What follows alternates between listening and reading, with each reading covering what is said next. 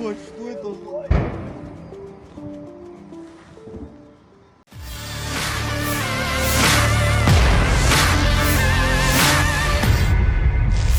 Sebuah rekaman ramai beredar di media sosial Telegram pada Kamis 15 Juni 2023. Dalam rekaman tersebut menunjukkan ledakan dahsyat yang berkali-kali terjadi pada posisi angkatan bersenjata Ukraina. Ledakan besar itu terjadi imbas dari tembakan yang dilayangkan pasukan Rusia menyasar amunisi di posisi angkatan bersenjata Ukraina. Dapat dilihat tentara Rusia sangat menantikan momen ledakan tersebut. Salah satu di antara mereka tampak sibuk merekam detik-detik terjadinya ledakan itu. Militer Rusia mengklaim serangannya tepat mengenai sasaran dan memusnahkan semua yang ada di sana. Hingga video ini beredar, beragam komentar dituliskan warganet.